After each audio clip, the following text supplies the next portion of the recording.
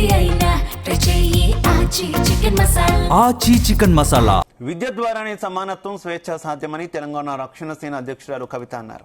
ఉచిత విద్య, వైద్యం బాధ్యతని నమ్మే ప్రభుత్వాలు ఉండాలన్నారు. ఫీజులు ఎంత పెంచినా నిమ్మకు నీరెత్తినట్లు ఉంటామంటే కుదరదని కవిత చెప్పారు. రాజకీయ నాయకులకు విద్యా సంస్థలు ఉండడం వల్లే ఫీజులను కంట్రోల్ చేయలేకపోతున్నారని తెలిపారు. ఎంతో కొంత డెవలప్ కావాలి అంటే కంపల్సరీ విద్య అనేది ఉండాలనేటటువంటి ఆలోచనకి ప్రపంచవ్యాప్తంగా అందరం కూడా వచ్చాం.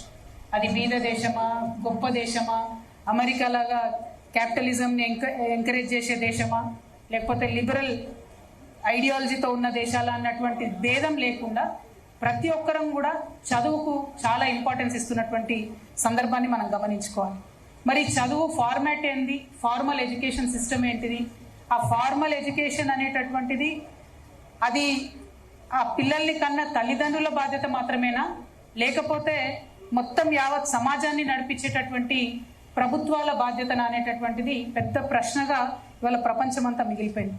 అంటే ఎడ్యుకేషన్ అండ్ హెల్త్ అనేది social obligation of a government అని బలంగా నమ్మినటువంటి ప్రభుత్వాలు ఉన్న చోట ఫ్రీ ఎడ్యుకేషన్, ఫ్రీ హెల్త్ వస్తుంది.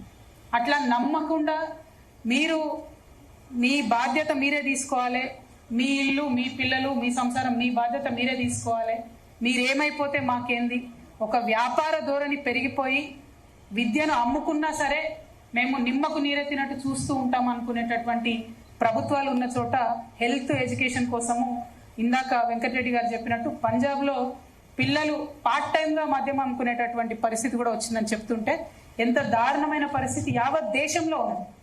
ప్రతి ఒక్కరం ప్రపంచవ్యాప్తంగా సమానత్వం కోసం